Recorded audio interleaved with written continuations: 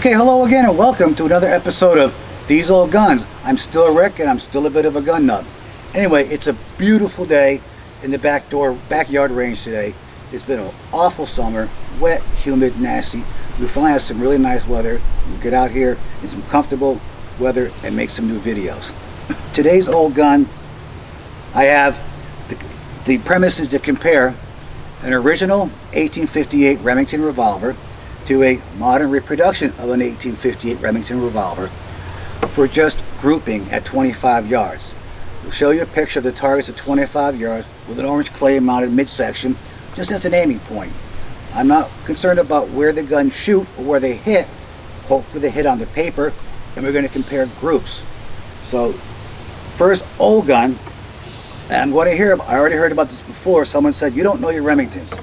I call this an 1858 Remington Revolver, but a purist said it's an 1862 something or other conversion, inversion, whatever.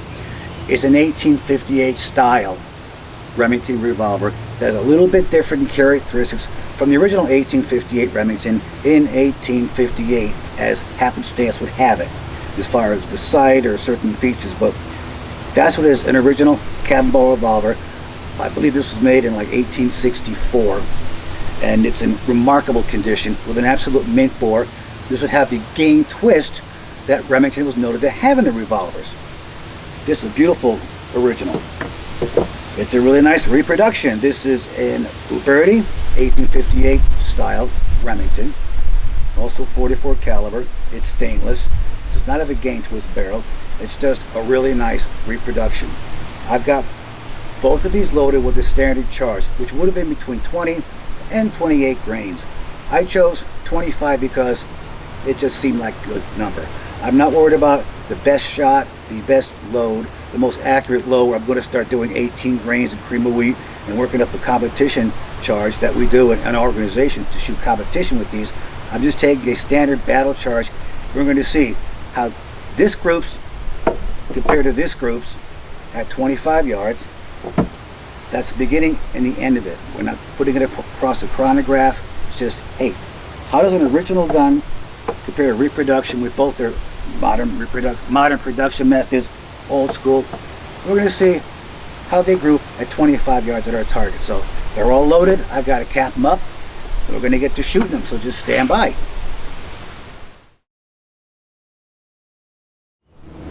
All right, here we go. We're going to shoot the 1858 style Remington stainless steel by Uberti at a target of 25 yards from the bench. I've got an aiming point. I'm just going to put 6 rounds down there and see where it groups. If I hit the clay, even better. Here we go.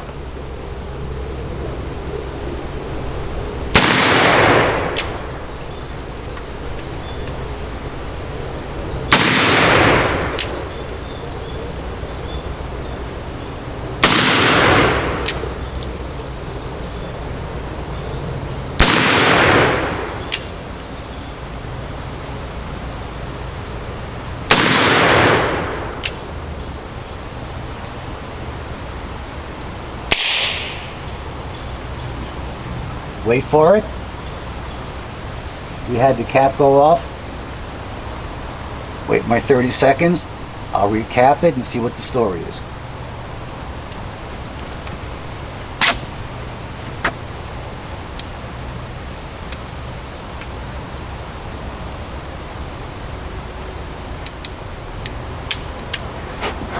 And welcome to the world of cap and ball.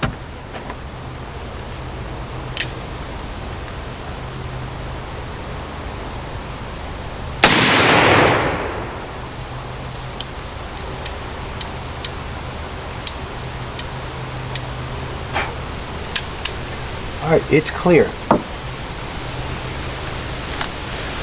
We'll go down there and see what kind of group we shot.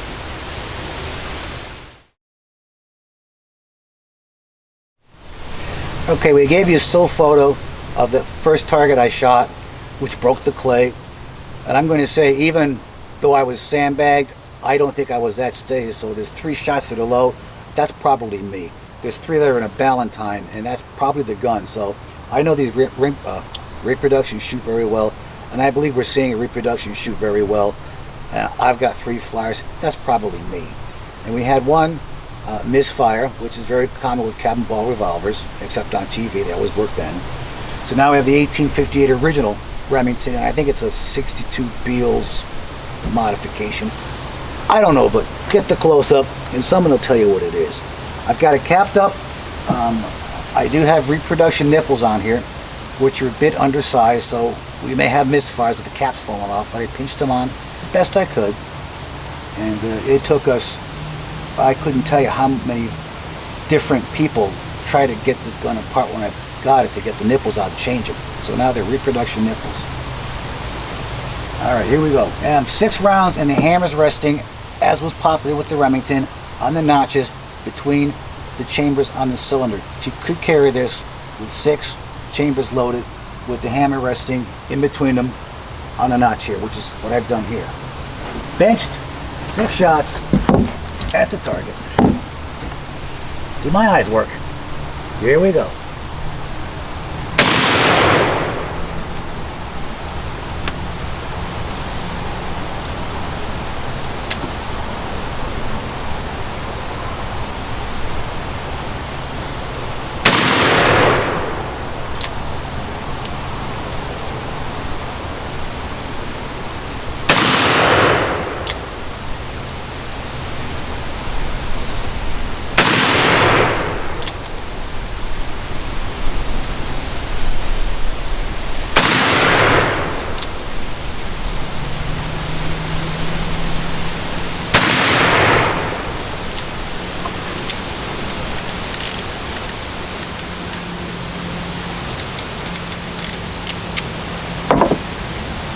We are clear, and we're dirty.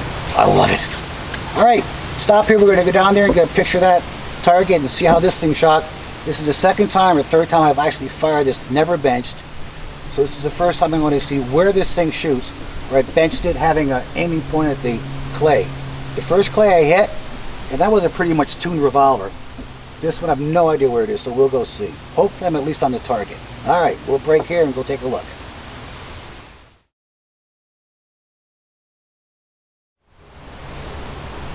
All right, see from the picture, we've got a group. It's about, I'd say, a foot high from my point of aim and 1 flyer. That's probably me. I'm not sure. Well, do it justice. I'm going to shoot another 6 shots, and this time I'm going to change the point of aim on the revolver. On the Remington stainless one, I held with the front sight, even with the top notch. I did the same with the original Remington, and apparently it shot about a foot high. I was told by someone these were made to shoot at 75 yards point of aim. I'm sure someone will look that up and let me know if that's true or not, but I'm not really worried about that. I'm just saying, even at the reproduction, they always shot high, and lately they're putting them out with tall front sights and you can bring them up. So this shot very high. I'm going to bury the front sight in the rear notch in the frame, fire 6 more shots, and see what kind of group we get. Because right now, it's looking like the reproduction is shooting a tighter group at 25 yards. We go over the loading again. It was 25 grains of 3F powder, a greased felt wad, and a 457 round ball. And no grease over it. That's just a waste of time, and it doesn't do anything. And no, folks, it doesn't prevent chain fires. You've got a wad in there, and you've got a ball that's forced in there, shearing lead off. That seals it. Chain fires happen from poor fitting caps. And because these caps don't fit great on this revolver, I got a better chance for chain fire on this revolver because sometimes the caps fall off. We'll see. Yep, 6 more rounds, changing the point of aim, 25 grains of powder, burying the front sight and the bottom of the notch. See if I can get closer to the target.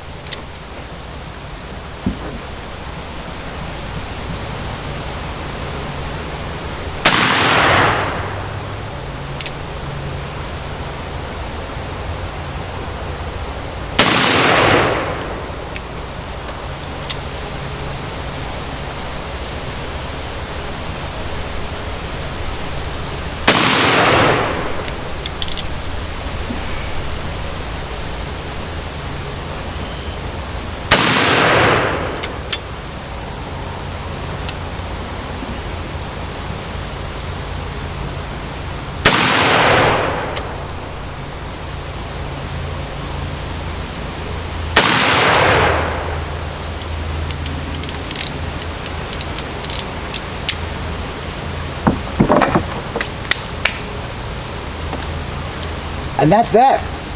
We're clear. We take a picture of our target and see if the group is any smaller or larger. It's closer to where I aim. We'll break here and go take a look at the target.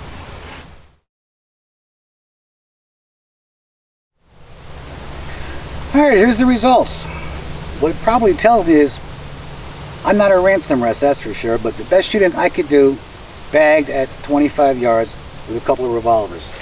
The first gun was only 6 shots. We've got 1, 2, 3, damn good group here, and 3 possible flyers.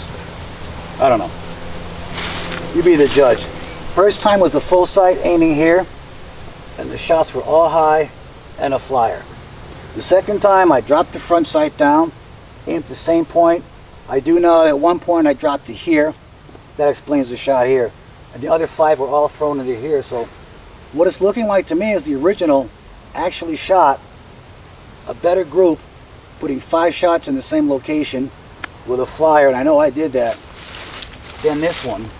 When I revisit this, we'll see. It's a pretty rough trigger on the original. But I think right now, if I was going to compete with a gun, of the two, I would choose the stainless steel Uberti because it has the potential to be worked up to a better shooter, and where the sight points more point of aim at 25 yards than the original. But it's still great to have an original like that to have in comparison and be privileged to shoot a gun that old. So thanks for watching this. Any suggestions you have on the 2 guns, let me know. If you think I should do something else differently with them, mention it in the comments, and I'll take it into advice and see what you can do. But I had fun shooting these, and thanks for watching, and we'll see you on the next one. Until then, I'm out.